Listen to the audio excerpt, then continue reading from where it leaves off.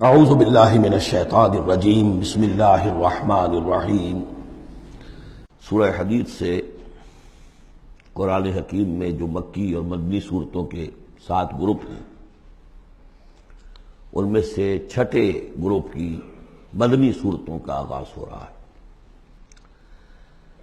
یہ مقام اس اعتبار سے بہت اہم ہے کہ ایک تو یہ کہ پورے قرآن مجید میں تعداد کے اعتبار سے مدنی صورتوں کا یہ سب سے بڑا گلدستہ ہے۔ سورہ حدید سے شروع ہو کر جو 27ویں پارے کی آخری صورت ہے، پھر سورہ تحریم تک کہ جو 28ویں پارے کی آخری صورت ہے، یہ مسلسل صورتیں ہیں 10۔ اگرچہ حجم کے اعتبار سے یہ زیادہ نہیں ہے، 1.25 پارے سے بھی کم، لیکن صورتوں کی تعداد کے اعتبار سے یہ مدنی صورتوں کا سب سے بڑا گلدستہ ہے قرآن حکیم میں۔ اس لیے کہ ذہن میں تازہ کر لیجئے، پہلے سورہ بقرہ، آل عمران، سورہ نساء، سورہ مائدہ، اگرچہ 6.25 پارے لیکن صورتیں تو 4 ہی تھیں۔ پھر سورہ انفال، سورہ توبہ 2 صورتیں، پھر سورہ نور 1 صورت، پھر سورہ احزاب 1 صورت، پھر 3 صورتیں سورہ محمد صلی اللہ علیہ وسلم، سورہ فتح اور سورہ حجرات۔ یہ 10 صورتیں۔ دوسری نمایاں بات ان کی یہ ہے کہ ان میں سے 5 صورتیں وہ ہیں جن کا آغاز ہوتا ہے سبح للہ یا یسبح للہ کے الفاظ سے۔ تسبیح کرتی ہے اللہ کی ہر شے جو آسمانوں میں ہے اور ہر شے جو زمین میں ہے۔ یہ تسبیح کا ذکر فعل ماضی میں بھی ہے، فعل مضارع میں بھی ہے، اور فعل مضارع عربی زبان میں حال اور مستقبل دونوں کو کور کرتا ہے۔ تو گویا کہ زمان و مکان کا پورا احاطہ ہو گیا کہ جو کچھ آسمانوں میں ہے اور جو کچھ زمین میں ہے وہ اللہ کی تسبیح بیان کر رہا ہے، ہمیشہ سے اب بھی کر رہا ہے اور ہمیشہ کرے گا۔ ان صورتوں کا ایک خصوصی پھر نام ہے، ان میں سے المسبحات، وہ صورتیں کہ جو تسبیح باری تعالیٰ کے ذکر سے شروع ہوتی ہیں۔ اس میں شامل کرتے ہیں بعض لوگ سورۃ الاعلیٰ کو بھی، سبح اسم ربک الاعلیٰ، لیکن وہاں وہ حکم کی صورت میں ہے۔ یہ مسبحات جو ہیں اس گروپ میں ان کی خصوصی شان ہے۔ تیسری بات جو کہ مضامین کے اعتبار سے ہے، بلکہ زمانہ نزول کے اعتبار سے پہلے سمجھ لیجئے۔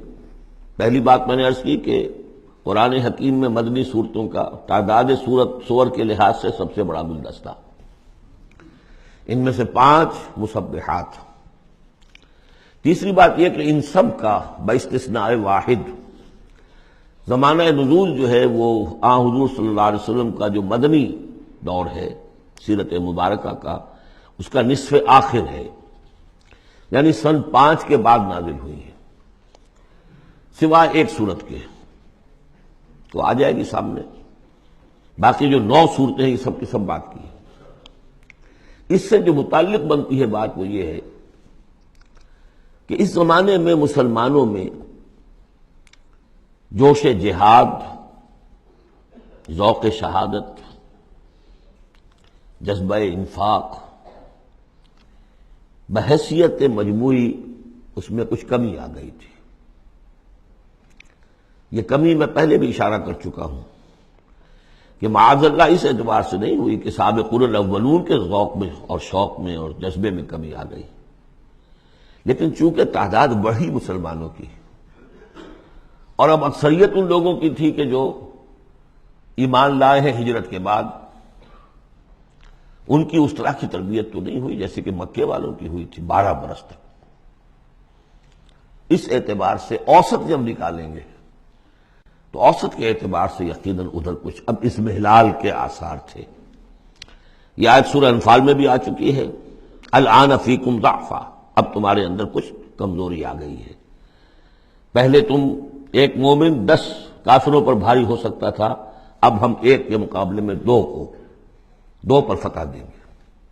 یہ بات سورہ انفال میں آ چکی ہے، لیکن یہاں خاص طور پر نوٹ کیجئے کہ ان تمام صورتوں کے پس منظر میں وہ اضمحلال ہے۔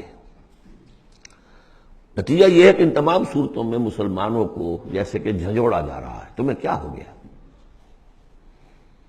سورہ صف میں آپ دیکھیں گے یا ایھا الذین آمنوا لم تقولون ما لا تفعلون، کیا ہو گیا تمہیں، کیوں کہتے ہو جو کرتے نہیں ہو. اسی سورہ حدید میں آئے گا وما لکم لا تؤمنون باللہ، تمہیں کیا ہو گیا اللہ پر ایمان پختہ کیوں نہیں رکھتے. وما لکم الا تنفقوا فی سبیل اللہ، تمہیں کیا ہو گیا ہے اللہ کے راہ میں خرچ کیوں نہیں کرتے.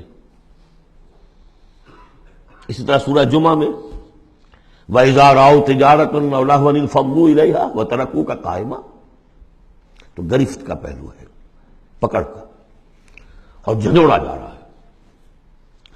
اس میں یقیناً روح سخن منافقین کی طرف بھی ہے، لیکن بحیثیت مجموعی ان صورتوں میں جو اصل خطاب ہے وہ منافقین سے نہیں ہے.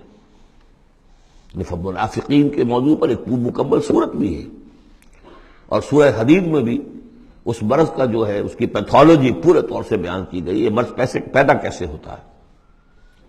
لیکن یہ ہے کہ عام طور پر جو روح سخن ہے وہ ضعفاء کی طرف ہے، کمزور مسلمان، منافق نہیں، یعنی جن کا ایمان اتنا قوی نہیں ہے کہ ہر چہ باد آباد. اور یہ میں آپ سے عرض کر چکا ہوں، یہ فرق تو شروع سے بھی تھا. السابقون الاولون من المہاجرین والانصار والذین اتبعوہم باحسان رضی اللہ عنہم ورضوا عنہ، اس درجے کے لوگوں میں بھی سب کے سب ایک جیسے تو نہیں تھے، وہ درجات تو بلند ترین ہے، رضی اللہ عنہم ورضوا عنہ، تو فرق تو تھا. اور اگر حفظ مراتب نہ کنی زندگی، تو ان درجات کا جب تک کہ آپ لحاظ نہ رکھیں اور نہ سمجھیں تو بات سمجھ میں نہیں آئے گی. اس پہلو سے یہاں اصل خطاب جو منافقین سے نہیں ہے، یعنی یہ سورہ نساء اور سورہ توبہ اس کا جو رنگ ہے اس میں اصل خطاب منافقین سے ہے. یہاں وہ بات نہیں ہے، ضعفاء، کمزور. اس اعتبار سے آج کے مسلمانوں کے لیے اہم ترین حصہ قرآن حکیم کا یہ 10 صورتیں ہیں. آج کا ایک مسلمان ان 10 صورتوں کو سمجھ لے جو گویا پورے قرآن کا خلاصہ اس کو مل جائے گا. ایک تو اس اعتبار سے بھی کہ جیسے میں نے عرض کیا نفاق کا مضمون آیا سورہ نساء میں، سورہ توبہ میں، اور بھی صورتوں میں آیا، سورہ قتال سے شروع ہو گیا. لیکن یہ کہ ایک چھوٹی سی صورت ہے 11 آیتوں کی اس مجموعے میں، سورۃ المنافقون، وہ خلاصہ ہے اس پوری بحث کا. ایمان کی بحث تو مکی صورتوں میں 2/3 قرآن مکی صورتوں پہ مشتمل ہے. اب اس میں التذکیر میں آلاء اللہ جو ہے وہ نکال دیجئے تو ساری بحث ایمان ہی کی تو ہے، توحید کی، آخرت کی، معاد کی، بعث بعد الموت کی، رسالت کی. اتنی لمبی چوڑی بحث کو سورہ تغابن 18 آیات پر مشتمل ایک صورت ہے. واقعہ یہ ہے کہ خلاصہ نکال دیا گیا، اتر کشید کر کے رکھ دیا گیا. تو ایک تو اس اعتبار سے بھی کہ اگر ان صورتوں کو سمجھ لیا جائے تو پورے قرآن کا خلاصہ سمجھ لیجئے کہ ان میں موجود ہے. 1.25 پارہ ہے، 1.25 پارے سے بھی کم ہے. اور دوسرے اس اعتبار سے کہ آج جو ہم مسلمان ہیں تو ہم تو در حقیقت نسلی مسلمان ہیں کہ ہم چونکہ بائی ایکسیڈنٹ آف برتھ، ایک حادثہ ہے یہ، ہمارے لیے اس میں کوئی فیصلہ تو نہیں تھا کہ ہم مسلمان ماں باپ کے گھر پیدا ہوں گے. اس بات نن آف اوور چوائس، اللہ نے ہمیں پیدا کر دیا مسلمان ماں باپ کے گھر، تو ہم نے اللہ، رسول، آخرت، نماز، روزہ یہ بچپن ہی سے سیکھ لیا. لیکن وہ ایمان، قلبی یقین والا ایمان، وہ تو شاذ ہی کسی کو نصیب ہوتا ہے. ڈھونڈ اب اس کو چراغ رخ زیبا لے کر. لہذا ہماری عظیم اکثریت اس وقت منافق بھی نہیں ہے، ہم دھوکہ دینے کے لیے تو نہیں ایمان لائے ہم، الحمدللہ منافق اس معنی میں نہیں ہے. تو ہماری عظیم اکثریت جو ہے وہ اس کیٹیگری میں فال کرتی ہے جو سورہ حجرات میں ہم پڑھ آئے ہیں. قالت الاعراب آمنا قل لم تؤمنوا ولكن قولوا اسلمنا ولما يدخل الايمان في قلوبكم. اور وہاں میں بتا چکا وہ منافقین کا تذکرہ نہیں ہے، اس لیے کہ آگے فرما دیا وَإِن تُطِيعُوا اللَّهَ وَرَسُولَهُ لَا يَلِتْكُم مِّنْ أَعْمَالِكُمْ شَيْئًا. حالانکہ بہت بڑے علماء بھی اس مغالطے میں مبتلا ہو گئے. منافقین کا تذکرہ وہ نہیں ہے. وہ مسلمان کے جو مسلمان ہیں بس ہیں مسلمان، چاہے اس وجہ سے ہے کہ پورا قبیلہ اسلام لا رہا تھا تو چلو بھائی اب چلو ہم بھی ایمان لے آئے، اور چاہے اس وجہ سے کہ ہم مسلمان ماں باپ کے گھر پیدا ہو گئے، کوئی ڈفرنس نہیں ہے. لیکن نیت میں بھی کوئی دھوکہ دینا نہیں ہے. اس وقت بھی کچھ لوگ تھے جو دھوکہ دینے کے لیے ایمان لائے تھے، وہ منافق تھے.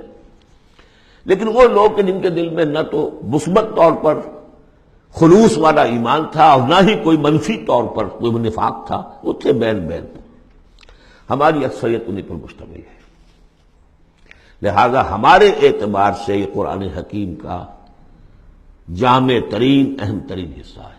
اور یہی وجہ ہے کہ جس میں نے مطالعہ قرآن حکیم کے منتخب نصاب کا بار بار حوالہ دیا ہے، اس گروپ میں سے اس کی کئی صورتیں پوری شامل ہیں. اس کا جو چھٹا حصہ ہے وہ صرف سورہ حدید پر مشتمل ہے جو ابھی ہم شروع کریں گے. باقی سورہ جمعہ، سورہ صف، سورہ منافقون، سورہ تغابن، پھر سورہ تحریم کا، یہ ساری چیزیں یہ ہماری یعنی تقریباً 5 غالباً صورتیں ان 10 میں سے ہمارے اس منتخب نصاب میں شامل ہیں. ان مسبحات میں سے بھی سورہ حدید جو ہے اس کو کہیے کہ ام المسبحات، اہم ترین صورت، بلند ترین صورت. اور میں تحدیثاً للنعمہ عرض کر رہا ہوں کہ بارہا میں نے یہ کہا ہے کہ اللہ کا بہت بڑا فضل و کرم مجھ پر ہوا ہے کہ میں یہ بھی کہہ سکتا ہوں کہ اللہ نے یہ صورت مجھے عطا فرمائی ہے. اس پر میرا غور و فکر، سوچ بچار 50s سے شروع ہو چکا تھا، اور اللہ تعالیٰ نے مجھے انشراح دیا اس صورت کے بارے میں. اور اس کے حوالے سے اب اس کے دروس میرے 15 گھنٹے پر بھی ہیں، اس کے بھی کیسٹس ہیں، اس کے بھی ویڈیوز ہیں. اس میں جو مباحث ہیں عظیم، ان میں سے تو ایک چاہتا ہے کہ عظیم لیکچر اس پر. صدق اللہ العظیم.